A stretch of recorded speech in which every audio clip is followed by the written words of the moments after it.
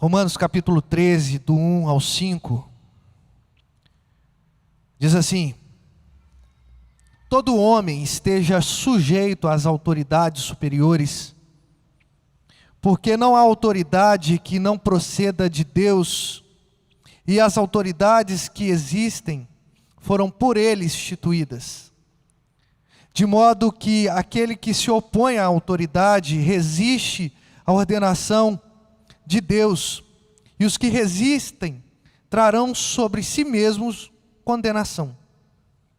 Porque os magistrados não são para temor quando se faz o bem, e sim quando se faz o mal. Queres tu temer a autoridade?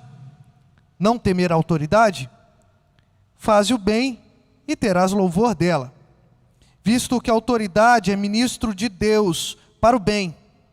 Entretanto, se fizeres o mal, teme, porque não é sem motivo que ela traz a espada ou o juízo, pois é ministro de Deus, vingador, para castigar o que pratica o mal.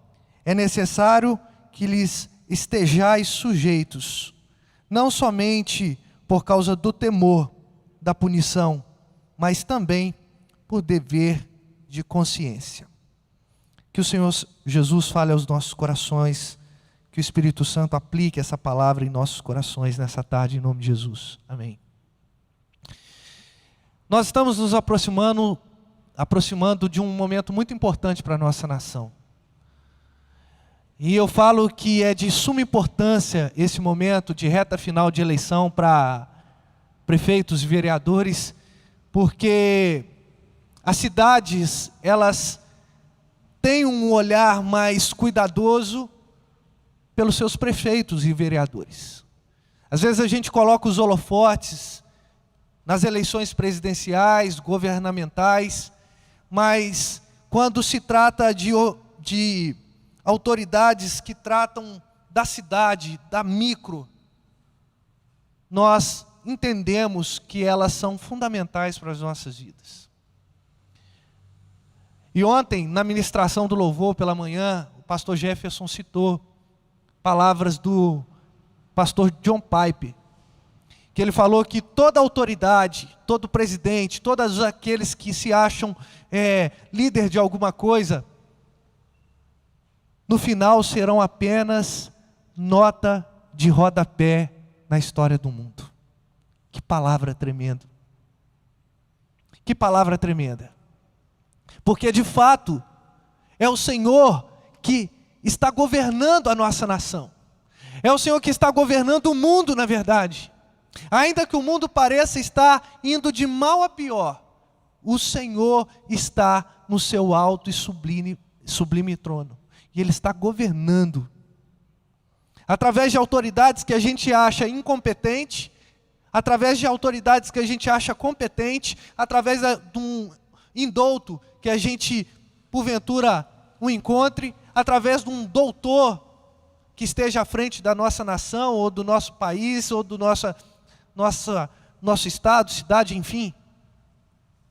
A verdade é que Deus jamais saiu da sala do controle. E hoje falar de política dentro da igreja é um tabu muito grande. Aliás, são muitos tabus que não se falam dentro da igreja. A respeito da homossexualidade, por exemplo, nós não falamos. Nós evitamos. A gente não fala a respeito de sexo antes do casamento, a gente não fala a respeito de fornicação, de pornografia, porque são tabus e, na verdade, isso traz um incômodo, porque cada um de nós temos os nossos demônios que nos assombram. E política está dentro disso. Na verdade, isso tudo começou em 2016, com a eleição presidencial dos Estados Unidos. A gente começa a perceber que houve um racha ali, e alguns que se declaram de esquerda se opõem aos de direita, e outros que se acham de direita se opõem à de esquerda, e no final de tudo, cada um está tendo a sua própria bandeira, e ninguém está olhando para a nação. E isso foi refletido diretamente nas eleições do nosso país em 2018. E repercute ainda hoje, em 2020. E a gente se esquece das palavras que estão nas Escrituras Sagradas. Que toda autoridade, ela vem do Senhor. Seja ela governamental, seja ela eclesiástica, seja ela na sua casa, toda autoridade, ela vem do Senhor. E é isso, exatamente isso que Paulo está querendo nos mostrar em Romanos. Se você parar para pensar, e você que está acompanhando a nossa leitura compartilhada da juventude, que está sendo colocada lá no grupo de WhatsApp da igreja, a gente está lendo Romanos, e a gente vai ver que os 11 primeiros capítulos de Romanos, ele trata de muita teologia, de muito assunto de conteúdo teológico, mas chega no capítulo 12, ele começa a discursar a respeito da nossa prática. Porque não adianta a gente ter uma ótima teologia se a gente não sabe viver o Evangelho.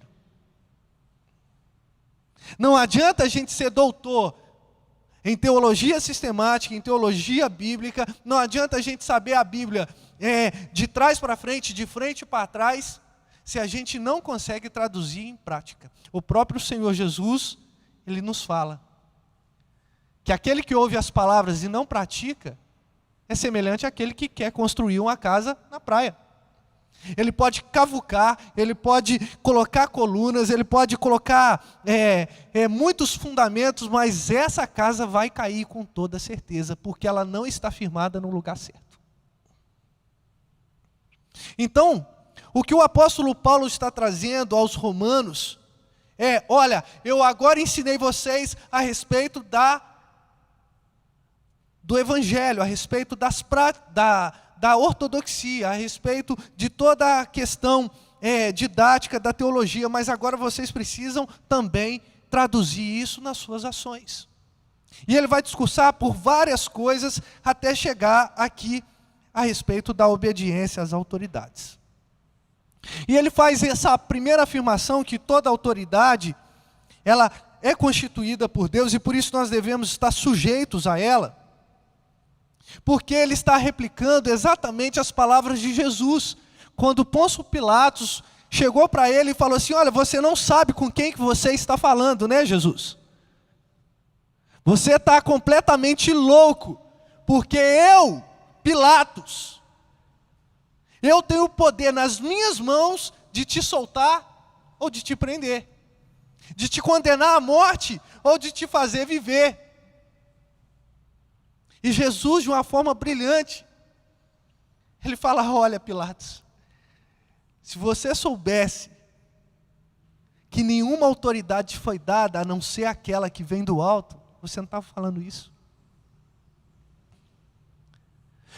Então Paulo está trazendo à memória aqui as palavras de Jesus. Na verdade, ele está contribuindo com essas palavras de Jesus, que em momento nenhum foi contra as autoridades. Em momento nenhum, Jesus foi contra aqueles que se acham investidos de toda a autoridade. Porque ele sabia muito bem que o Pai, Deus, o seu Pai, ele estava governando todas as coisas. O que a gente precisa entender é que a gente não está dividido em dois povos. Entre os que são a favor do governo e os que são contra o governo, entre direita e esquerda. A gente não está dividido nessas duas categorias. Na verdade, essa divisão é uma divisão que só traz malefício para a sociedade, só traz malefício para você, irmão e irmã, para você que é idoso, para você que é jovem, só traz malefício. A verdade é que nós somos uma única nação. E se existe alguma dicotomia que nós vamos fazer nessa tarde, entendendo aqui as Escrituras, é que existe ímpios e crentes. E você faz parte do povo eleito, assim como o apóstolo Pedro falou, vós sois o povo eleito de Deus. E é por conta desse entendimento que somos povo eleito de Deus, nós estamos sujeitos às autoridades, mas não é uma obediência às cegas. A nossa obediência, ela não está pautada em dizer sim senhor, sim senhora, em tudo que eles falam. Afinal de contas, acima desses está a palavra do Senhor. Nós, enquanto reformados, crentes em Cristo Jesus, nós acreditamos que a Bíblia é a única regra de fé e de prática sobre as nossas vidas. Então, qual é a nossa obrigação nesses dias? É observar. Se o governante ele fala as coisas que está consoante com a verdade, com as escrituras sagradas, vamos ser sujeitos. Agora, se ele fere princípios fundamentais do Evangelho, nós não devemos seguir. Nós não podemos abaixar, como diz o ditado popular, abaixar as orelhas quando se trata de aborto, quando se trata de pedofilia, quando se trata de corrupção, quando se fala a respeito de estar subjugando classes oprimidas. Nós não podemos ficar quietos. Pelo contrário, as Escrituras nos ensinam que o Evangelho ele é libertador para todas as pessoas que professam esse Evangelho. E muitas vezes a gente interpreta isso muito mal.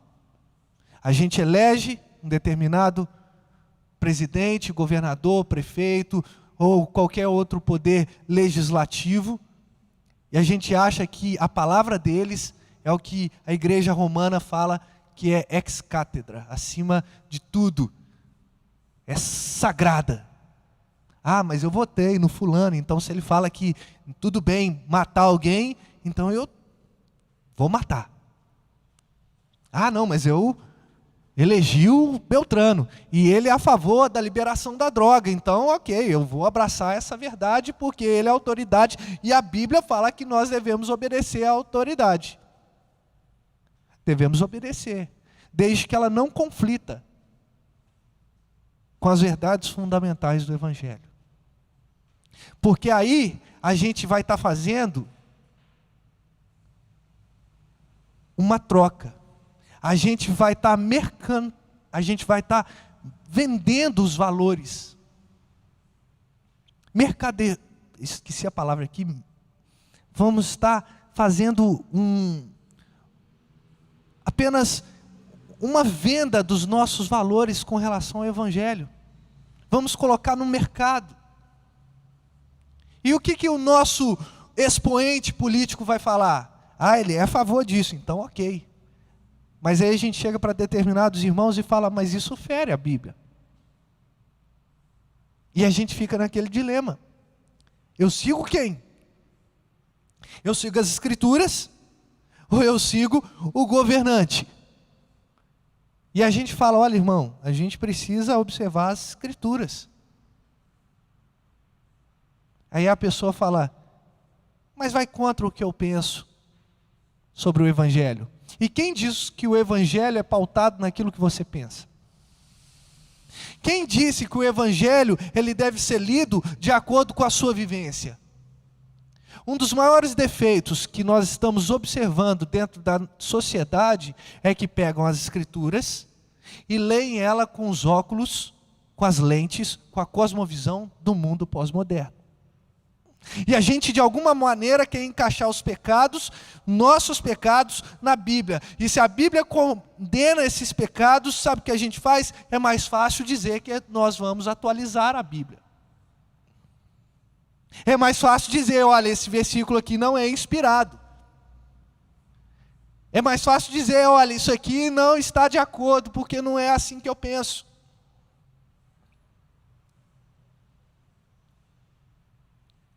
Irmãos, a reforma protestante, ela teve muitas contribuições, ela fez muitas contribuições para a sociedade. Uma delas foi separar o Estado da igreja. Antes existia uma mistura. Não sabia o que era Estado, o que era igreja, quem mandava era o rei, o Papa. E a reforma falou assim, não, Estado é Estado e igreja é igreja. Mas não significa que a gente não tem voz ativa na política. Não significa que eu vou votar em qualquer um porque a gente vive no Estado laico. Muito pelo contrário. Eu preciso observar com muito critério a respeito do candidato ou a candidata que eu vou votar. Porque eles serão autoridade sobre a minha vida. E pode ser que em algum momento desse mandato dele, ele vai ordenar algumas coisas que vai contra o evangelho, e aí você se encontra numa sinuca de bico, vamos dizer assim. Num problema muito grande. Isso tudo porque a gente não exerceu o nosso voto com seriedade. Voltando ao texto aqui. O apóstolo Paulo ele vai dizer que todo homem, e aqui é todo numa totalidade mesmo, não é exclusivamente os cristãos, não é somente o mundo, os mundanos, os ímpios. Está falando que todo homem ele deve estar sujeito às autoridades. E olha só que Paulo está escrevendo à igreja que está em Roma. Como é que era dividida a sociedade romana? Ela estava com a sua filosofia helênica, portanto grega, mas o poder bélico do exército, da autoridade, era romano. E muitas vezes o Império Romano, ele castigava o cristão. Mas o apóstolo Paulo está falando assim, olha, estejam sujeitos às autoridades superiores. E aí, a grande chave dessa passagem está nessa explicação, porque não há autoridade que não proceda de Deus. O que o apóstolo Paulo está dizendo aqui é que Deus é soberano sobre todas as coisas. E muitas vezes a gente não pega essa realidade e traz para a vida política. Se Deus tem colocado um novo prefeito, uma nova prefeita em Juiz de Fora, é porque, de alguma forma, essa pessoa, independente do partido, ela será um instrumento de Deus. Porque não existe ninguém que se levante que não tenha a autoridade que Deus lhe deu. E as autoridades existem porque Deus instituiu que fosse assim. Deus permitiu que a nossa sociedade agora viva o que nós chamamos hoje de democracia. Eu tenho a minha preferência partidária, eu tenho a minha preferência de candidato. E se ele ganhar, ficarei feliz. E se ela ganhar, eu ficarei feliz. Porque hoje nós temos mulheres e homens gabaritados para poder disputar cargos. Só que a partir do momento que esse candidato que eu escolhi, ele começa a ir de contra as escrituras sagradas, ali ele não me representa. Porque eu não vou negociar a palavra de Deus. Eu não vou negociar a palavra de Deus. Agora, em tudo, em todas as outras coisas, sendo lícito, eu devo obedecer. Eu devo obedecer.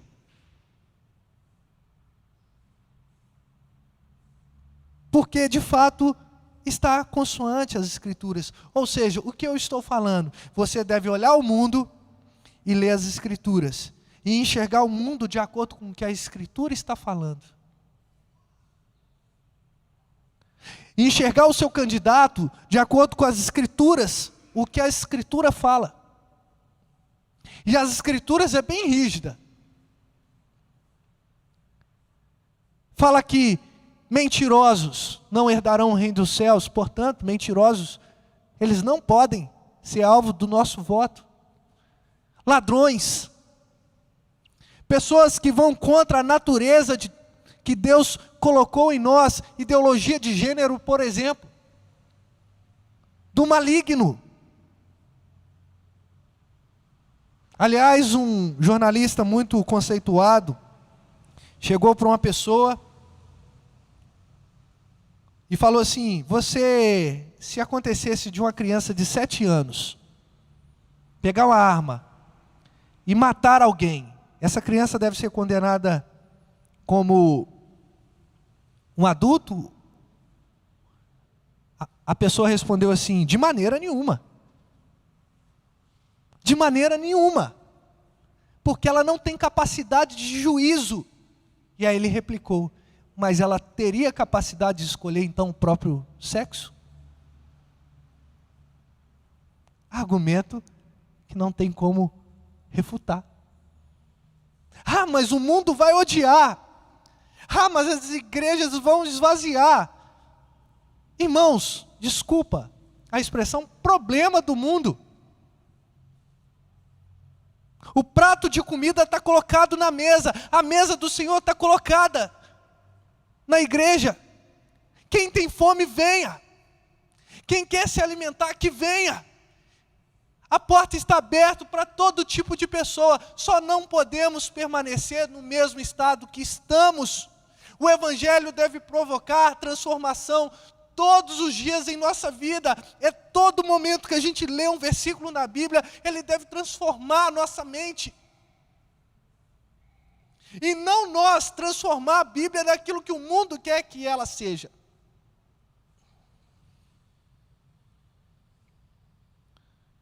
Mas olha só o que o apóstolo Paulo vai dizer. De modo que aqueles que se opõem à autoridade, resistem à ordenação de Deus. A autoridade, portanto, ela é instituída por Deus, ela tem autoridade. Nós não devemos resistir às autoridades, desde que ela esteja consoante a palavra. E eu não estou falando que a autoridade tem que gritar e dizer: o mundo tem que ser cristão. Em 323, no século IV, portanto, Constantino fez isso.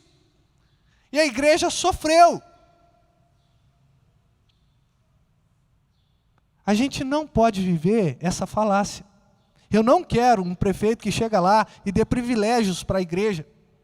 Eu quero um prefeito que entre lá, uma prefeita que entre lá e veja as carências da comunidade, não importa se ela é cristã ou não, se é homossexual, eu quero que faça o bem, e Deus trará o juízo para pecados pessoais. Mas por favor, não me venha com isso para dentro da igreja. Não me venha com isso para dentro da igreja.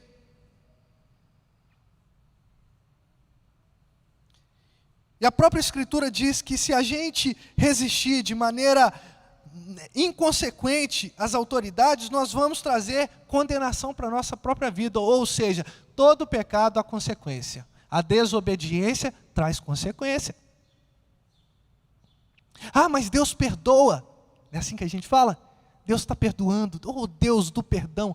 O perdão é uma coisa, a consequência é outra. A gente às vezes mistura uma coisa na outra.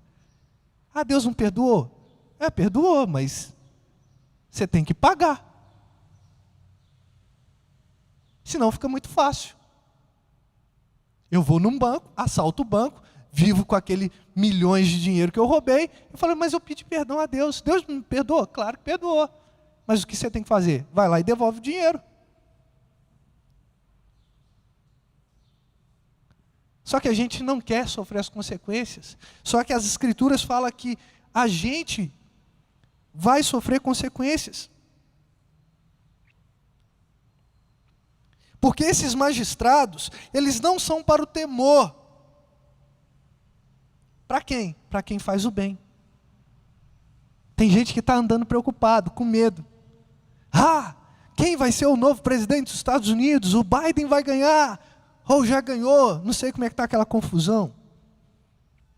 Ai meu Deus, o Biden. Ai meu Deus, o Trump. Irmãos, se eu estou fazendo a minha parte, estou fazendo bem, não preciso temer essas autoridades. Em primeiro lugar, é porque Deus me guarda. Em segundo lugar, é porque não há constituição contra o bem. Eles podem até injuriar, mas não há constituição contra o bem.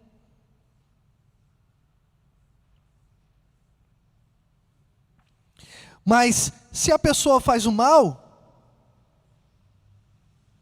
ela vai sofrer a consequência. Então você não quer temer a autoridade? Então faz o bem. Olha que argumento tão lógico que o apóstolo Paulo apresenta. Visto que a autoridade é ministro, ou seja, ela é de fato um instrumento de Deus para o bem. E não só para o bem, no meio do versículo 4 vai dizer para o teu bem.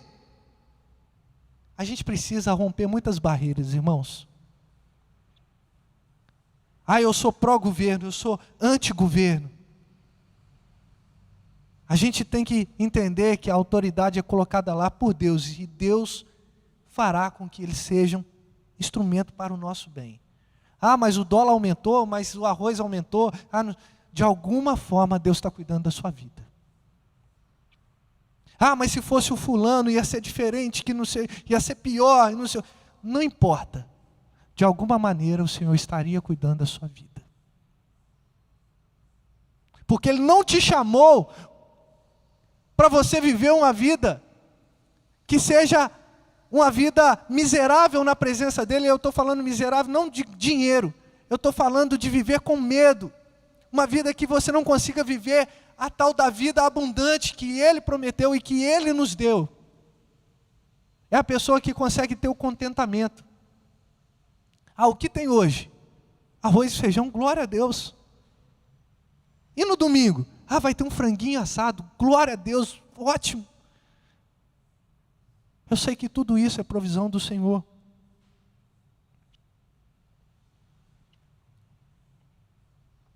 E ele termina toda essa sessão, e eu quero caminhar também para o final, dizendo que é necessário que lhes estejais sujeitos, não só por causa do temor da punição, mas também por dever de consciência. O Evangelho, ele deve passar pela via da consciência. O próprio apóstolo Paulo, ele vai dizer no capítulo anterior, que nós devemos prestar um culto racional. Passa pela razão. Eu preciso compreender essa verdade, crer nessa verdade e apresentar o meu culto ao Senhor. E isso vale para todos os âmbitos da vida. A gente precisa ter consciência. Já viu o cristão inconsequente, sem consciência? É o cara que pula do 20º andar e fala assim: não, porque Deus vai me cuidar da minha vida. Sendo que o próprio Jesus, quando foi tentado lá no deserto, Satanás fez a oferta: pula-te daqui, porque aos teus anjos dará ordem ao teu respeito para que te guarde. O próprio Jesus falou assim: não tentarás ao Senhor teu Deus. A gente está vivendo no meio de cristãos sem consciência, que deixam de frequentar a igreja por conta de ideologia política, que deixa de ter essa comunhão, que é um meio de graça, um meio pelo qual Deus manifesta a graça dele, por causa de partido A e de partido B. Isso é uma vergonha. É uma vergonha para nós. Eu só vou na igreja se o presidente fulano de tal ganhar. Eu só vou na igreja se o prefeito ou a prefeita fulano de tal ganhar. Porque aquela igreja lá é todo mundo aqui, irmãos, todo mundo que está aí do outro lado da telinha, tem o seu candidato. E junto com o candidato, acredite nisso, tem uma cartilha a qual ele tem os seus projetos para a cidade. Não julgue o candidato Pela aparência, esse aqui é bonitinho, esse aqui é legalzinho, uma vez ele me deu um saco de cimento. Tem gente que vive assim. Hoje a internet deu tantas facilidades para nós. Leia. O que esse candidato tem para oferecer para a cidade? E não seja egoísta. Porque às vezes a gente pensa só na nossa classe. Qual que é a minha classe? Eu sou negro. Então o que esse candidato vai ter? Não, eu não posso pensar assim. Em detrimento do outro. Eu não posso pensar que alguém vai me favorecer e desfavorecer o outro por causa da cor da pele. Eu quero que na saúde, eu chegue lá em alguma UPA, em algum pronto-socorro, e seja respeitado assim como o meu outro irmão, que é de outra cor, de outra raça. Porque os mesmos impostos que ele paga, eu pago, e eu pago e ele paga também. A gente está vivendo uma sociedade fragmentada. E uma das artes da guerra é dividir para conquistar. Não é assim? Divide em grupo. Por quê? Um grupo pequeno é muito mais fraco do que um grupo grande. Como o lobo ataca as ovelhas? Quando elas estão dispersas. Quando elas estão em menor número. Mas, Pedro Felipe, o que eu vou fazer então? Diante dessa situação? Porque o candidato que está lá não me agrada, o candidato que está lá, ele erra. O candidato que entraria no lugar também vai errar. O que eu vou fazer? Atos 5, 29. Os apóstolos passaram por esse problema. Chegaram para os apóstolos e falaram, parou com esse negócio de Jesus. Vocês parem de falar do nome de Jesus. Primeiro eles indagaram, no capítulo 4, como nós poderemos parar de falar daquilo que nós vimos e ouvimos. E não teve diálogo. E aí eles chegaram à conclusão, importa que obedeçamos a Deus e não aos homens. Se fere as Escrituras, nós precisamos estar com as Escrituras. Eu trouxe essa palavra, irmãos, porque essa semana é uma semana crucial para Juiz de Fora e para todas as cidades do Brasil. E eu queria que você, que está nos assistindo, que está aqui, tirasse muitos tempos, eu não um pouquinho de tempo, eu vou julgar para mais. Tirasse muitos momentos nessa semana, orando para que Deus possa usar quem quer que for entrar na prefeitura da nossa cidade.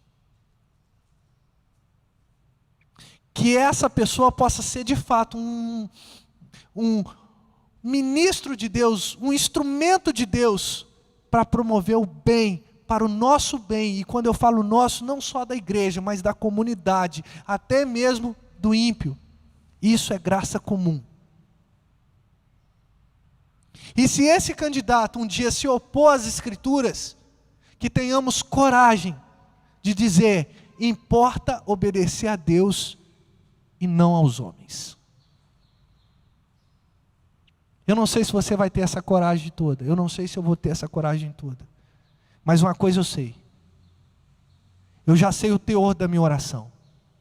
Senhor, aumenta-me a fé. Me dê fé o suficiente para poder não negociar os meus valores. Me dê fé o suficiente para não negar ao Senhor. E ainda que por um momento os meus caminhos sejam desviados, os meus pensamentos sejam desviados, que o Senhor me corrija e me traga para caminhos excelentes. Veja se há em mim algum caminho mau. Conserte e me guie por caminhos eternos. Lembrando que Jesus é o caminho. Não se desvie desse caminho. Não vale a pena. Não vale a pena por nenhum candidato, por nenhum prefeito, por nenhum vereador, por nenhum presidente da república, por nenhum órgão. Não vale a pena. que vale é que os nossos pés estejam firmados em Cristo Jesus, que é a nossa esperança. Vamos orar? Senhor Deus e Pai, muito obrigado, porque nós vamos passar nessa semana por eleições municipais no nosso país. E que privilégio é o nosso, ó Pai, visto que em alguns países eles não têm essa liberdade de poder escolher os seus representantes. Ó Deus, mas sabemos, ó Deus, acima de tudo, que o Senhor usa como instrumento para o bem do teu povo, aqueles que serão eleitos de maneira democrática, ó Pai. Ó Deus, em nome de Jesus, que o Senhor possa estar abençoando a vida de cada cidadão de Juiz de Fora e cada cidadão brasileiro que vai às urnas. Que eles possam votar com consciência, buscando o bem, sem negociar valores, ó Deus. E que nós possamos, de fato, desfrutar, ó Deus, de todas as bênçãos que esses eleitos trarão para os municípios, ó Pai. Ó Deus, em nome de Jesus, que os roubos possam cessar, ó Pai. Que os desvios de verba possam cessar, ó Pai. Que o Senhor traga, ó Deus, consciência ao seu povo, mas consciência também aos magistrados civis, ó Deus. Que o Senhor traga, ó Deus, em nome de Jesus, um temor, não por medo apenas, ou de sofrer retaliações, ó Deus, mas que eles possam estar, ó Deus, temendo, porque eles estão debaixo da Tua autoridade, nós também estamos, ó Pai. Que eles sejam, ó Deus, instrumentos do Senhor. E nós, ó Deus, se em algum momento formos confrontados, que nós possamos, ó Deus, firmar os nossos pés na Tua palavra. E que em nome de Jesus, nós possamos, de fato, estar feliz, obedecendo, ó Deus, às autoridades, entendendo que o Senhor está cuidando de todos. Ó Deus, em nome de Jesus, muito obrigado por esse momento, que nós possamos ter coragem para dobrar os nossos joelhos durante essa semana e orar, clamando por misericórdia, para que o Senhor coloque a pessoa que seja de fato o instrumento do Senhor para dirigir as nossas cidades no Brasil. Confiamos no Senhor, em nome de Jesus. Amém.